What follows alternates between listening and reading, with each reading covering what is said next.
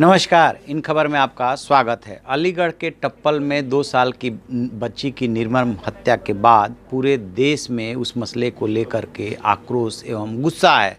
जिस तरह से बच्ची की बर्बरतापूर्वक हत्या की गई, हाथ काटे गए, उसके बाद उसकी आंख निकाली गई और उसके शव को भी जलाने का प्रयास किया गया और उसमें जिस तरह से पुलिस की लापरवाही सामने आई है, उसको लेकर के सवाल उठ रहे हैं कि आखिरकार कौन आरोपियों को बचा रहा था, क्या उसमें पुलिस की मिलीभगत थी, किस स्तर पे मिलीभगत थी, कौन उनको प्रोटेक्शन दे रहा था, उनकी गिरफ्तारी में या उनके खिलाफ एक्शन में क्यों देरी हुई और इसमें पुलिस के जो अफसर हैं वो 2 तरह की भाषा क्यों बोल रहे हैं।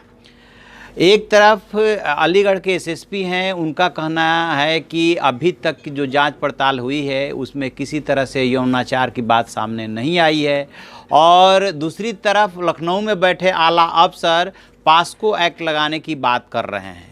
तो आखिरकार ये बातें 2 तरह की क्यों आ रही है, इसी से संदेह पैदा हो रहा है कि क्या इसमें पुलिस कुछ छिपा रही है या उन्होंने जो पुलिस अफसर, ज़िले के पुलिस अफसर हैं वो सही बोल रहे हैं या लखनऊ में जो अफसर बैठे हैं वो सही बोल रहे हैं। क्योंकि जो बात आई है वो लखनऊ के एडीजी ने ये बात बोली है कि पास्को एक्ट लगाया जा सकता है। पास्को एक्ट क्या होता है, जो माइनर बच्चे होते हैं यानी कि 18 साल से कम के बच्चे होते हैं, उनके साथ जो भी यौनाचार होता है, जो भी छेड़खानी की घटनाएं होती हैं, उस मामले में लगाया जाता है। इसमें अलग अलग प्रोविज़न है जिसमें 7 साल के लेकर के उम्र कैद तक की सज़ा का प्रावधान है, इसमें अर्थदंड का भी प्रावधान है।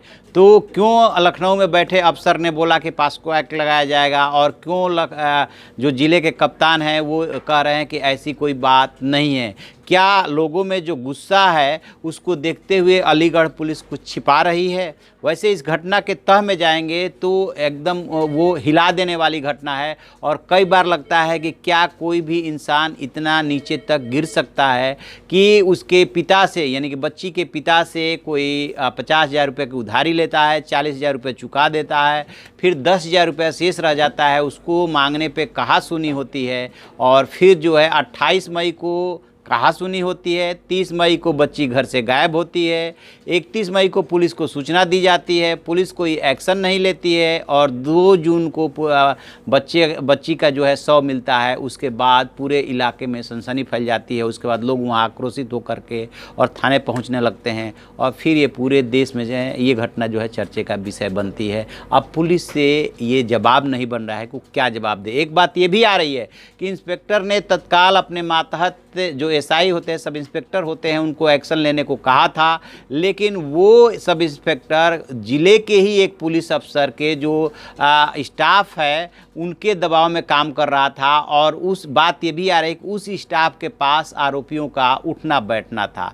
आरोपी जो है वो वहाँ पे माना ये जा रहा है कि वहाँ पे केस को जो है दबाने की कोशिश की गई और फिर वरिष्ठ पुलिस अफसरों से भी ये घटना देर से बताई गई। इसकी वजह से बच्ची की बरामदगी में देरी हुई है। अदरवाइज कहा यह जा रहा है कि जब 31 तारीख को सूचना दी गई थी उसी समय यदि पुलिस एक्शन में आती तो हो सकता है कि बच्ची की जान बच जाती। हालांकि ये भी बात आ रही है कि उन्होंने अपहरण करने के बाद तुरंत ही बच्ची को मार दिया था।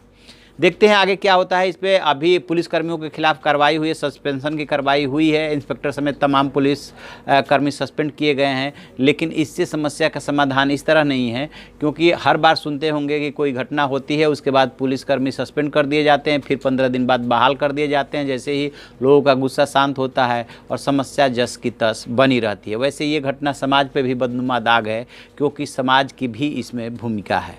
हम इस खबर पे नज़र बनाए हुए हैं, जो भी इसमें और अपडेट होगा हम आपको अपडेट कराते रहेंगे। Thank you. इन खबर चैनल को सब्सक्राइब करें और बेल आइकन दबाना ना भूलें।